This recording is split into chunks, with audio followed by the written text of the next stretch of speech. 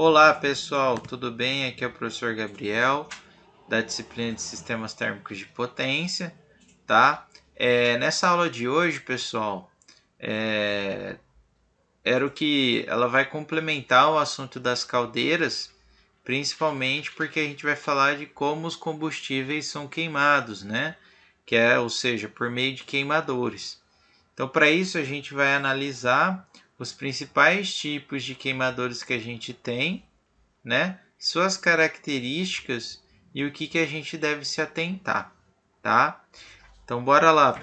Bom, pessoal, então vamos falar um pouco mais inicialmente dos queimadores a gás, tá? Quando a gente fala de gás, pessoal, é importantíssimo a gente saber a velocidade da chama desse gás. Por quê? Porque isso é importantíssimo para a gente decidir o tipo de queimador que a gente vai usar.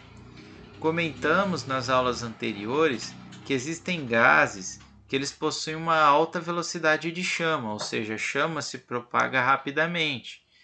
Então, nesse caso, eu não tenho que me preocupar muito com relação à estabilização, né? Ou seja, o fornecimento, por exemplo, diário de oxigênio, ele não precisa ser um fornecimento rico, né? Ou um fornecimento em excesso, porque a velocidade da chama se propaga, tá? Isso são encontrados, esse tipo de gás, né, normalmente é encontrado em gases com índice de Wobbe baixos, tá? Como o gás da rua, por exemplo, ou o gás que tem particulados, né, de carvão, tá? Pode notar que a relação ar-combustível é bem pequena para esse tipo de gás, tá? Então a gente tem isso e a gente tem o caso oposto, né?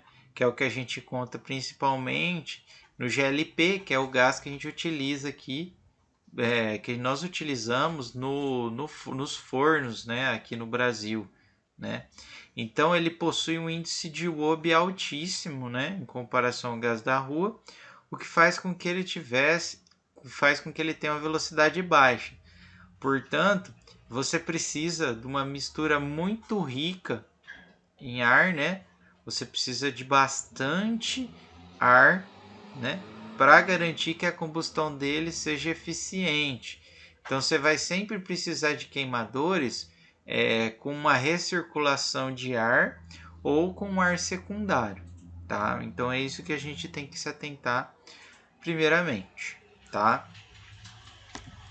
Bom, entre os tipos de queimadores de gás, nós temos três tipos básicos, que são os queimadores de chama de difusão, os queimadores com pré-mistura e os queimadores com bico de mistura, tá? Ou de mistura direta, tá? É interessante citarmos que esses queimadores de chama de difusão são aqueles empregados para o gás de rua, ou seja, quando você tem uma queima muito fácil, né? Uma velocidade de chama rápida, né?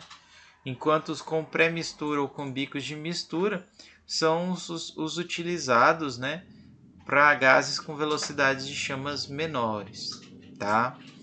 Bom, os queimadores de chama de difusão são aplicados, como eu comentei, tá? Então eles não são muito empregados para aqueles gases do grupo 2 ou 3. Quais são os gases do grupo 2 ou 3? Gás natural, né, e o GLP. Por quê? Porque o queimador de chama de difusão, pessoal, vou mostrar aqui, basicamente você tem o que? A junção, por um tubo você vai ter a entrada do combustível na forma de gás e por outro você tem o ar. Então você tem uma mistura direta e é só isso, tá?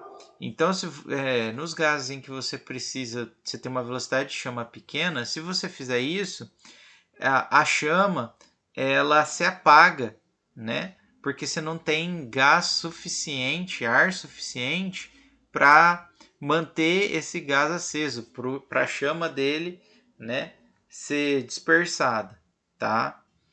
Se você for utilizar esse queimador para esses grupos 2 ou 3, utiliza-se estabilizadores de chama, né, que são, digamos assim, jatos, né, que fornecem calor, né, para a base da chama, ou você precisa de alguma estrutura que promova a recirculação do ar, tá?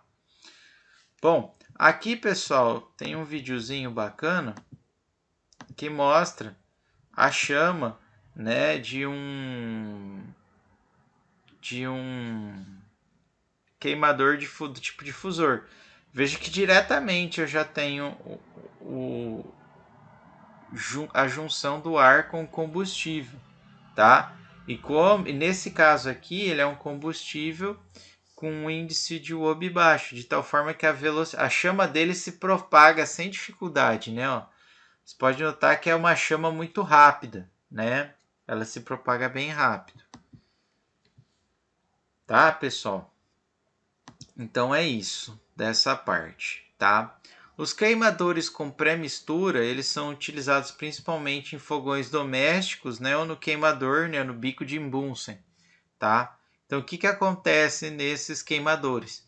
50% do gás ele é arrastado com o ar junto, então você mistura esses dois e juntam, e a outra e você junta, né, com um ar secundário, né? E aí você promove a queima. Então você tem um excesso de ar bem grande para garantir a estabilização da chama, tá? Esses tipos de queimadores, você tem que tomar muito cuidado quando você for utilizar aqueles combustíveis com índice de Wob baixo, como o gás da rua, tá? Por quê? Porque você tem esse gás da rua, ele tem uma velocidade de chama muito alta. Então você pode, digamos assim, ter detonação, tá? Aqui, por exemplo, é o que a gente tem lá no forno, né? No fogão lá da nossa casa, no qual você tem o combustível, que ele é arrastado com o ar primário, né? Tanto o combustível como o ar primário ele é arrastado por um tubo de mistura que leva essa mistura de ar primário com combustível para as extremidades, né? Para essas portinhas, né? Onde você tem contato com o ar externo, né? Que é o ar secundário. Aí sim tem uma faísca e devido a esse ar primário e esse ar secundário, você tem estabilização de chama, tá? Bom, queimadores com bicos de mistura ou de mistura direta. Bom, pessoal, aqui a gente tem, na verdade, os queimadores normalmente são com bico de mistura. E dentro desses bicos de mistura, a gente tem os tipos de registro e o in-túnel, tá? O que acontece, pessoal? Esses queimadores, você mistura o combustível com ar em algum ponto ali próximo de onde vai ocorrer a combustão, tá? Eles são interessantes porque você não tem possibilidade de retorno de chama, tá? Né? Diferentemente dos outros que a gente viu, né? Aqui tem, por exemplo, um exemplo de um queimador de mistura, né? No qual você consegue visualizar. Aqui seria a relação gás-ar, a capacidade da chama, tá? Então ele está mostrando aí, né? Ó, aí está mostrando o que está acontecendo, né? Com a velocidade da chama. Pode notar que eu tenho uma velocidade de chama alta, né? Que é uma capacidade média, tá? Veja que a mistura ocorre aqui bem na saída da chama, tá, pessoal? E aqui o que ele faz? Ele aumenta um pouco a proporção de gás em relação ao ar, tá? Então você tem mais gás saindo do que antes. E aí nesse caso, se vocês notarem, ó, tá vendo que você tem uma coloração maior, você está tendo uma maior queima de combustível. Isso promove uma maior intensidade da chama, tá? Ok? Tá? Isso ocorre corre, ele aumenta e mostra novamente, tá? Bom, dentro desses queimadores com pico de mistura, a gente tem os de registro, tá?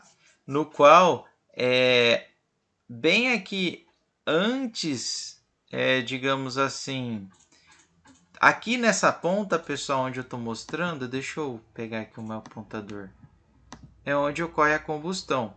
Então eu tenho a mistura de ar e de óleo, né? Ou de combustível, de gás e de ar, bem aqui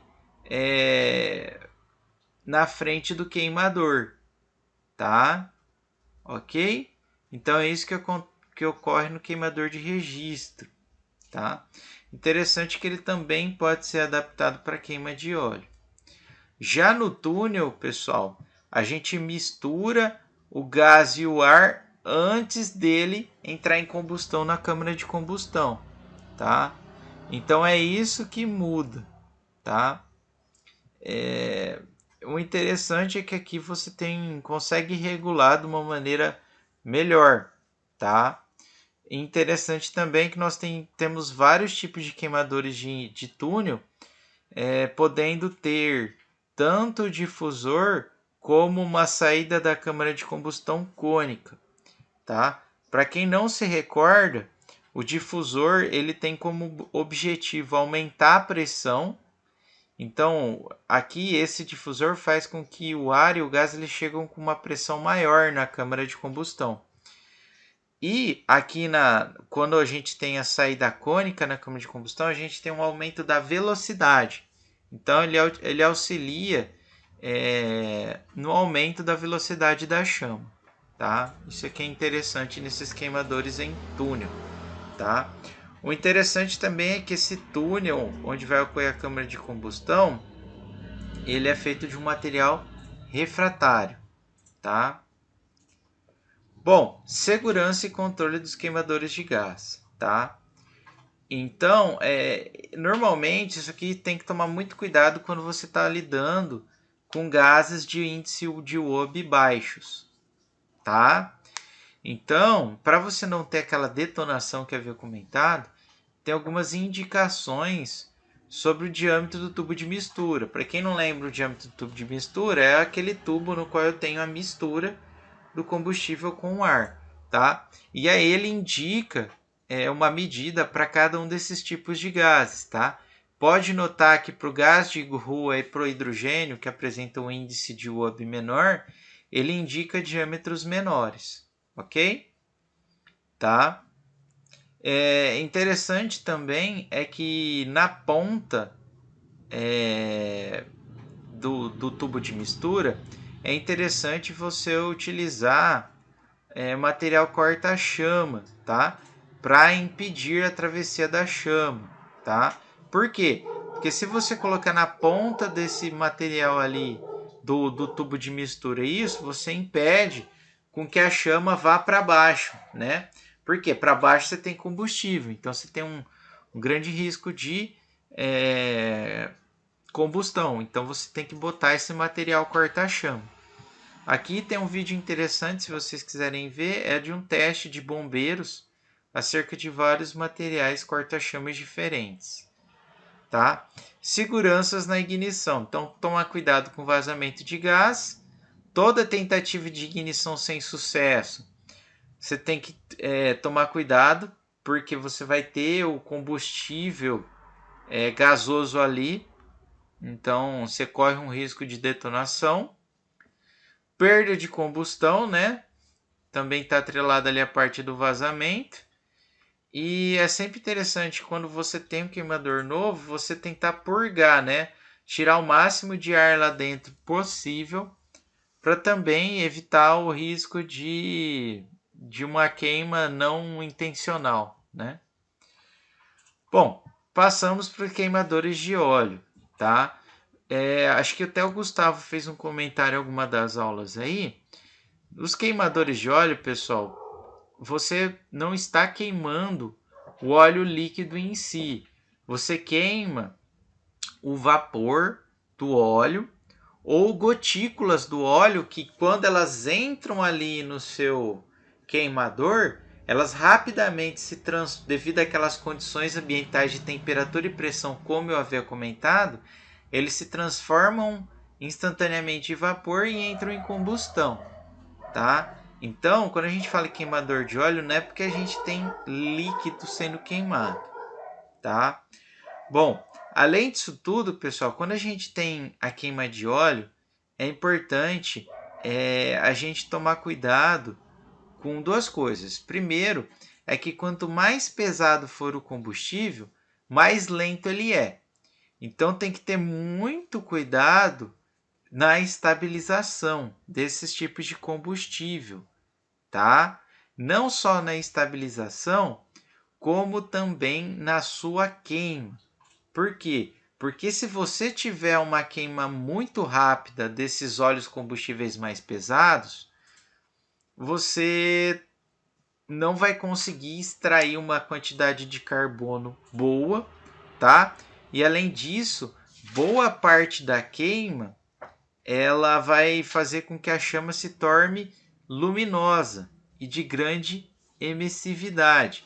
Então você não vai ter a maior parte do calor vai ser utilizada para a formação da chama, tá? E não para o aquecimento do combustível. Isso, em alguns casos, não é muito bom. Por exemplo, você está numa caldeira, a sua vontade é o quê? Você esquentar ali os gases da combustão para ele esquentar o vapor da água. Então, a sua principal fonte de calor vai ser por convecção e não por radiação, tá? O que é diferente, por exemplo, de forno metalúrgico. Forno metalúrgico, o que acontece? O que importa, aquela região que importa é a região próxima da chama. Então é interessante você ter uma chama bastante luminosa, ok? Desculpa, uma chama não... É verdade, luminosa, isso mesmo. Bom, entre os queimadores de óleos nós temos os pulverizadores, que você injeta gotículas de água, gotícula de óleo num orifício, aí ele se junta com o ar e entra em combustão, é o que está acontecendo aqui. Nós temos o pulverizador de dois fluidos, no qual você controla a pulverização do óleo por um segundo fluido, né? Então a velocidade a vazão desse segundo fluido é que controla a quantidade de óleo que vai ser queimada, tá? Normalmente esse segundo fluido é vapor ou ar. Quando você deseja maiores pressões, é interessante você utilizar o vapor d'água, tá? Porque ele já chega a uma pressão maior. E o pulverizador com copo rotativo, no qual esse copo injeta-se óleo no centro desse copo e ele vai girando. Conforme ele vai girando, o óleo ele tende a ir para as extremidades desse copo. Conforme ele vai para as extremidades desse copo, ele é pulverizado no ar. Ok? Bom, pulverização. Lembra que eu tinha comentado que a gente tem que tomar cuidado com óleo, porque a gente pode ter óleos grossos, óleos pesados, né, grossos e não pesados. Então, pessoal, a gente tem a pulverização fina e a pulverização grossa, tá? A pulverização grossa, o que acontece? A gente tem gotículas de óleos mais grossos. Isso alonga-se a chama, tá? Então você tem uma chama maior. Basicamente, você vai ter mais material particulado, eu esqueci de comentar, mas quando ocorre isso, você tem o craquelamento, né? O craqueamento do combustível, isso gera aquela fuligem, né? Aquele material particulado. E você tem, digamos assim, um enfoque na radiação, né? A maior transferência de calor vai ser por radiação, porque a chama ela vai ser maior, né? E mais intensa, tá? Então isso é desejado naqueles casos metalúrgicos. Agora, se a gente quer uma queima com menos emissão de particulado, com maior aproveitamento do carbono, né? E digamos assim, para manter o combustível a maiores temperaturas, é interessante a gente ter uma pulverização fina, tá? Então depende da aplicação. Bom, estabilização da chama nesses casos, tá? é feita normalmente pela recirculação de gases, tá? Ou por um ar secundário ou por uma turbulência rotacional, tá? Quanto maior você tem recirculação, mais eficaz vai ser o que? A sua combustão. Então, mais estável será a sua queima e a chama vai ser mais estável também, tá? Queimadores sólidos, tá? Na ampla maioria empregados para carvão, tá? Então, o que acontece quando a gente queima o carvão? Ele amolece, ele solta um material volátil que queima, depois ele deixa um resíduo sólido que também queima, e ainda sobra aquele resíduo que não queima, que são as cinzas, que é aquilo que sobra na churrasqueira, tá? Então é basicamente isso que ocorre, é essa ordem. Então, esses queimadores, a gente tem que ter uma atenção maior, né? Porque são uma série de etapas que ocorrem com carvão, tá? Então, aqui estão os requisitos, né? Fazer contato entre combustível e ar da combustão, né? Fornecer uma proporção adequada de transferência de massa entre sólido e ar, fazer suficiente mistura dos voláteis, providenciar a remoção da cinza, né? Providenciar uma superfície de transferência térmica para absorver o calor útil e fornecer o espaço para a combustão completa, tá? Basicamente, a gente tem 3 tipos de queimadores: o de combustível pulverizado, o de leito fixo e o de leito fluidizado, tá? O pulverizado, pessoal, basicamente, você tem, imagina que eu tenho um tubo concêntrico, tá? Pode ter várias coisas, né? Mas como se eu tivesse, imagina que eu tenho tubos concêntricos, e aí na parte externa, né? Digamos, no tubo interno eu tenho a passagem do carvão e na parte externa eu tenho do ar. Então o ar ele direciona o carvão para o meu queimador, ok? E aí eu promovo a queima. E aí tem vários tipos diferentes, como vocês podem ver, tá? Então nesse caso o carvão ele é picotado, tá? E são partículas minúsculas que eles se movem com fluxo de gás, tá? Ele requer um tempo maior de combustão, tá? E normalmente eles são usados em grandes instalações e não são nada econômicos, tá? Porque se ele requer um tempo maior de combustão, vocês já imaginam, né? Não é muito eficiente.